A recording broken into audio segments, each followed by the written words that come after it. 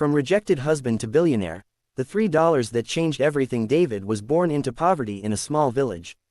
His father died when he was only 7 years old, leaving his mother to struggle alone. For years, life was difficult, but things became even harder when his mother remarried. At first, David hoped his stepmother would love him like her own son. Instead, she treated him as a burden. While her children received good food and clean clothes, David was often left with scraps. He worked harder than everyone else in the house but received little appreciation. One evening, after a long day of work, his stepmother pointed toward the door. "Leave this house," she said coldly. "You are old enough to take care of yourself." David looked at his mother, hoping she would defend him. Tears filled her eyes, but she remained silent.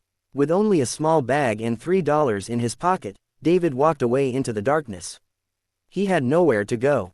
For several nights, he slept under market stalls in abandoned buildings. Some days he ate only once. Other days he did not eat at all. But David had one thing nobody could take from him: a dream. He promised himself that one day he would become successful enough that nobody would ever look down on him again. Years passed. David worked every job he could find. He carried heavy loads at construction sites, cleaned shops, washed vehicles, and sold fruit on busy streets. Eventually, he met a young woman named Sarah. Unlike many others, Sarah seemed kind and encouraging. She admired David's hardworking nature, and before long they fell in love and got married. For a while, David believed his life was finally improving. But poverty has a way of testing relationships. The couple lived in a tiny apartment with a leaking roof. Bills piled up. Some months they struggled to buy enough food. David started several small businesses. Each one failed. He sold clothes. Failed. He started a delivery service. Failed. He tried importing products. Failed. Every failure brought more debt. At first Sarah encouraged him. "Keep trying," she would say. But over time her patience faded. One night, after creditors had come to the house demanding payment, Sarah exploded. "When will you stop dreaming?" she shouted. David remained silent. "I am tired of suffering," she continued.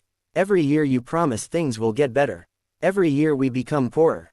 David looked down. "I am trying. Trying isn't enough," she yelled. Then came the words that pierced his heart. "You will never become successful." The room fell silent. A few weeks later, Sarah packed her belongings. Before leaving, she looked at David one last time. "I can't waste my life waiting for a miracle." Then she walked away. David stood alone in the empty apartment. The woman he loved was gone. For several days he could barely function. He questioned everything. Maybe she was right. Maybe he would never succeed. Maybe his life was destined to be a series of failures. Then one morning he looked at himself in a mirror. His eyes were tired. His clothes were worn. But something inside him refused to die. That day he made a decision. He would give himself one final chance. David became obsessed with learning. Every day he spent hours in libraries studying finance, economics, business, and investing.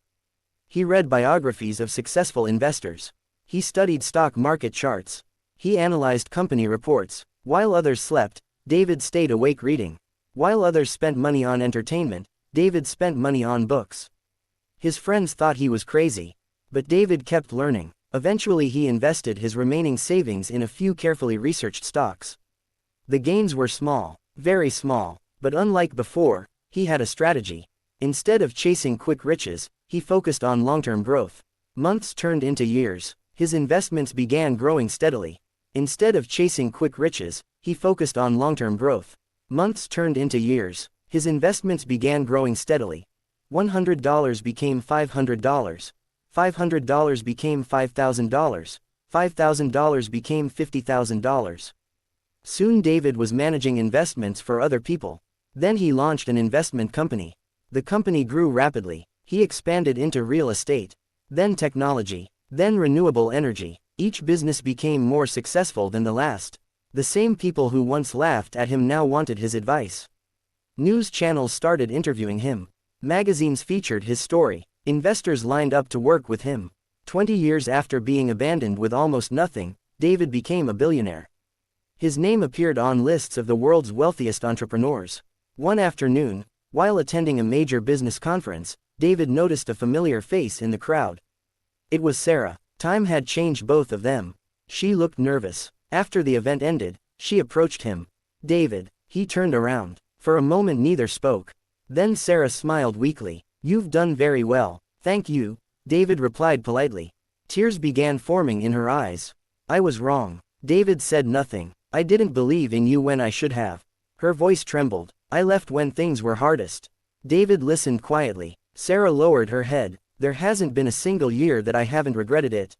She remembered the tiny apartment. She remembered his determination. She remembered the day she walked away. She had believed she was leaving a failure. Instead, she had left the man who would become one of the most successful businessmen in the world. "I wish I could change the past," she whispered.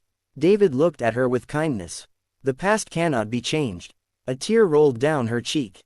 "Is there any chance we could start again?" David paused. Then he gently shook his head. Years earlier, he had waited for her support when he needed it most. Those years were gone forever. His life had moved on. "I forgive you," he said. "But some doors only open once." Sarah nodded slowly. She understood. The opportunity she had thrown away could never be recovered. As she walked away, she realized something painful. She had not lost David when he became a billionaire.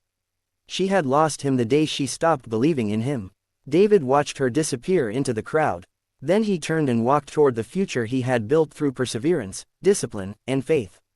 And for the first time in many years, he felt completely at peace.